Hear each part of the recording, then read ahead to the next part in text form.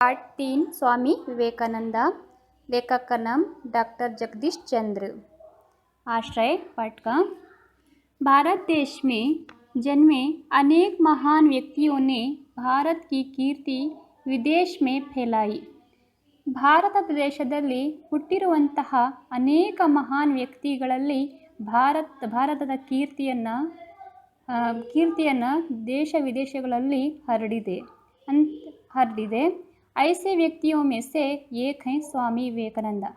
अंತಹ ವ್ಯಕ್ತಿಗಳಲ್ಲಿ ಒಬ್ಬರಾದಂತಹ स्वामी विवेकानंद ಅವರು। इस पाठ में उनकी महानता का परिचय के साथ देश प्रेम की प्रेरणा भी प्राप्त कर सकते हैं। ಈ ಒಂದು ಪಾಠದಲ್ಲಿ ಮಹಾನತ ಅಂದರೆ ಶ್ರೇಷ್ಠತೆಯ ಬಗ್ಗೆ ಮತ್ತು ಪರಿಚಯವನ್ನು ಮಾಡ್ತಾ ದೇಶ ಪ್ರೇಮದ ಬಗ್ಗೆ ಅಪಾರವಾದಂತಹ ಪ್ರೇರಣೆ ಮತ್ತು ಅವ್ರ ದೇಶ ಪ್ರೇಮದ ಬಗ್ಗೆ ಇಲ್ಲಿ ತಿಳಿದುಕೊಳ್ಳೋಣ। ಭಾರತ के इतिहास में स्वामी विवेकानंद का नाम अमर है। ಭಾರತದ ಇತಿಹಾಸದಲ್ಲಿ ಸ್ವಾಮಿ ವಿವೇಕಾನಂದ ಅವರ ಹೆಸರು ಅಮರವಾಗಿದೆ। ಅಂದರೆ ಅಮರ ಅಂದರೆ ಶಾಶ್ವತವಾಗಿದೆ। इस वीर सन्यासी ने देश विदेश में भ्रमण कर भारतीय धर्म और दर्शन का प्रसार किया था। समाज सेवा का नया मार्ग दिखाया। ಅಂದರೆ ಈ ವೀರರಾದಂತಹ ಸನ್ಯಾಸಿಗಳಾದಂತಹ ಸ್ವಾಮಿ ವಿವೇಕಾನಂದ ಅವರು ದೇಶ ವಿದೇಶಗಳಲ್ಲಿ ಭ್ರಮಣ ಅಂದರೆ ಸಂಚಾರ ಅಂದರೆ ದೇಶ ವಿದೇಶಗಳಲ್ಲಿ ಸಂಚಾರ ಮಾಡಿ ಭಾರತದ ಧರ್ಮ ಮತ್ತು ಸಂಸ್ಕೃತಿ ಆಚಾರ ವಿಚಾರಗಳ ಬಗ್ಗೆ ಅಪಾರವಾದಂತಹ ಸಮಾಜ ಸೇವೆಯಲ್ಲಿ ಹೊಸ ಮಾರ್ಗವನ್ನು ಅಂದರೆ ತೋರಿಸಿದ್ದಾರೆ। स्वामी विवेकानंद का जन्म 12 जनवरी 1863 को कलकत्ता के एक कायस्थ घराने में हुआ था। स्वामी विवेकानंद ಅವರ ಜನ್ಮ 12 ಜನವರಿ 1863ರಲ್ಲಿ ಕಲ್ಕತ್ತಾದಲ್ಲಿ ಒಂದು ಸಾಂಪ್ರದಾಯಿಕ ಕುಟುಂಬದಲ್ಲಿ ಅವರ ಜನ್ಮ ಆಗುತ್ತೆ। उनके बचपन का नाम नरेंद्र देव था। ಅವರ ಬಚಪನ್ ಅಂದರೆ ಅವರ ಬಾಲ್ಯದ ಹೆಸರು ನರೇಂದ್ರ ದೇವ್ ಅಂತ। उनके पिता श्री विश्वनाथ दत्ता। ಅವರ ತಂದೆಯವರ ಹೆಸರು ವಿಶ್ವನಾಥ್ ದತ್ತ। ಈಗ ಪ್ರತಿಷ್ಠಿತ ವಕೀಲ್ थे। ಅವರು ಸಹ ಒಂದು ಪ್ರಸಿದ್ಧವಾದಂತಹ ವಕೀಲರಾಗಿರ್ತಾರೆ। उनकी माता श्रीमती ಭುವನೇಶ್ವರಿ ದೇವಿ। ಅವರ ತಾಯಿಯೂ ಸಹ ಶ್ರೀಮತಿ ಭುವನೇಶ್ವರಿ ದೇವಿಯವರು ಸಹ ಧರ್ಮಪರಾಯಣ ಮಹಿಳಾ ಥಿ। ಅವರು ಶ್ರೀಮತಿ ಭುವನೇಶ್ವರಿ ದೇವಿಯವರು ಸಹ ಒಬ್ಬ ಧಾರ್ಮಿಕ ಮಹಿಳೆಯಾಗಿದ್ದರು। ಅಂದರೆ ಧಾರ್ಮಿಕ ಮಹಿಳೆ ಅಂದರೆ ಧರ್ಮದ ಪಾಲನೆಯನ್ನು ಮಾಡ್ತಾಯಿದ್ರು। ಅಂದರೆ ಧರ್ಮದ ಬಗ್ಗೆ ಅಪಾರವಾದಂತಹ ನಂಬಿಕೆಯನ್ನು ಇಟ್ಟಿರುವಂತಹ ಮಹಿಳೆಯಾಗಿದ್ದರು ಅವರು।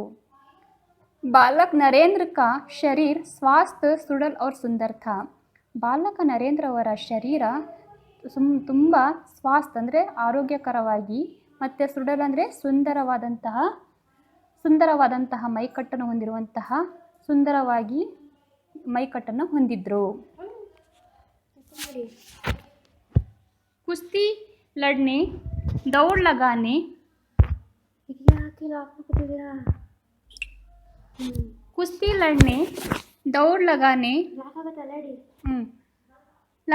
घोड़सवारी करने और तैरने में उन्हें बड़ा आनंद मिलता था।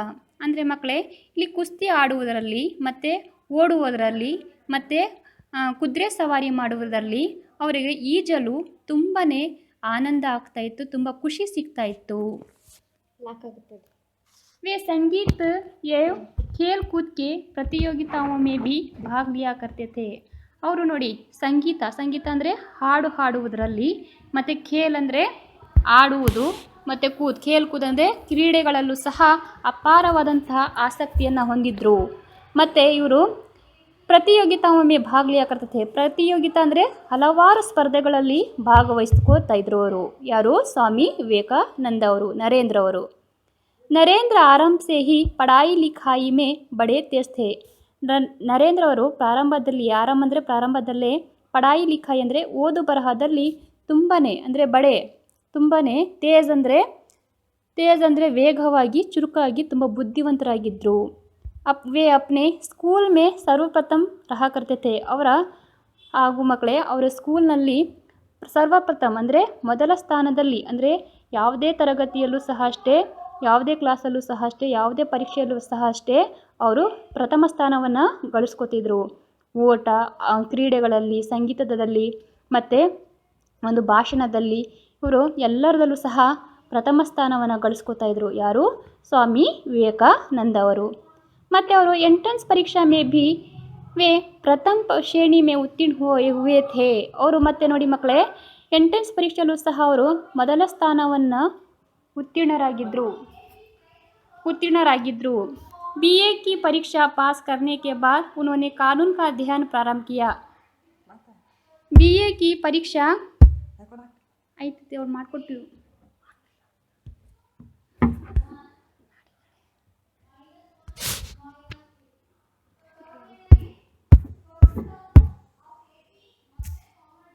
बीए की परीक्षा पास करने के बाद उन्होंने कानून का अध्ययन प्रारंभ किया. ಮತ್ತು ಮಕ್ಕಳೇ, ಬಿ ಎ ಪರೀಕ್ಷೆಯನ್ನು ಪಾಸ್ ಮಾಡಿದ ಮೇಲೆ ಅವರು ಕಾನೂನು ಶಿಕ್ಷಣವನ್ನು ಓದ್ತಾರೆ. ಕಾನೂನು ಅಂದರೆ ಲಾ ಎಜುಕೇಷನನ್ನು ಪ್ರಾರಂಭ ಮಾಡ್ತಾರೆ. ಇಸ್ ಬೀಚ್ ಮೇ ಉನ್ಕೆ ಪಿತಾ ಕಾ ದೇಹಾಂತ ಹೋ ಗಯಾ. ಇದರ ಮಧ್ಯದಲ್ಲಿ ಅವರ ತಂದೆಯವರು ಮರಣವನ್ನು ಹೊಂದ್ತಾರೆ.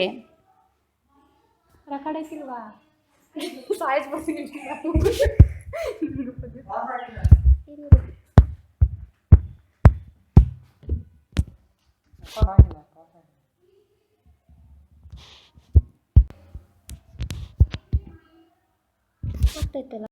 ಇದೆ.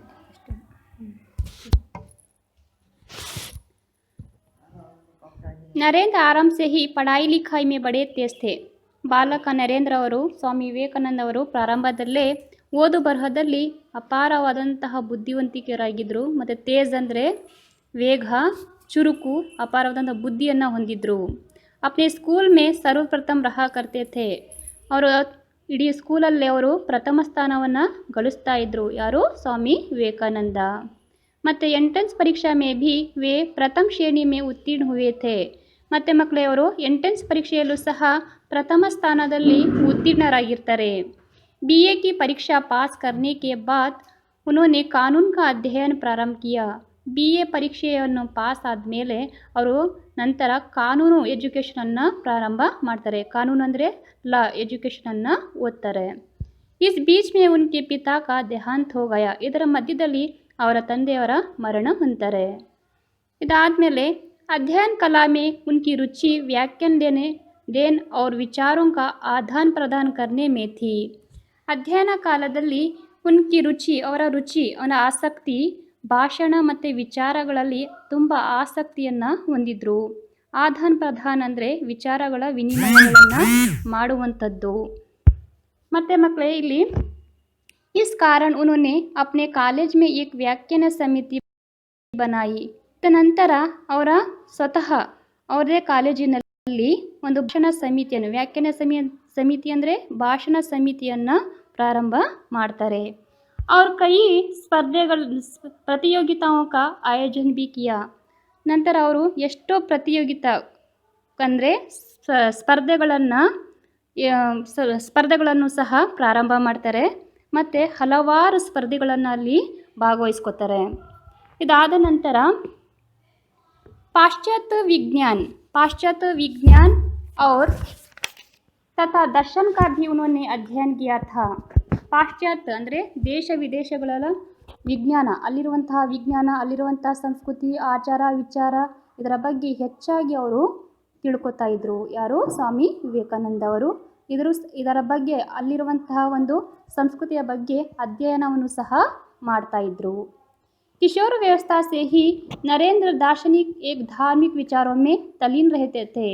ಕಿಶೋರ ವ್ಯವಸ್ಥಾ ಅಂದರೆ ಬಾಲ್ಯ ವ್ಯವಸ್ಥೆಯಲ್ಲೂ ಸಹ ಸ್ವಾಮಿ ವಿವೇಕಾನಂದ ಅವರು ಅಂದರೆ ನರೇಂದ್ರ ಅವರು ದಾರ್ಶನಿಕ ಅಂದರೆ ಆಧ್ಯಾತ್ಮಿಕ ಮತ್ತು ಧಾರ್ಮಿಕ ವಿಚಾರಗಳಲ್ಲಿ ಅಪಾರವಾದಂತಹ ಆಸಕ್ತಿಯನ್ನು ಹೊಂದಿದ್ರು.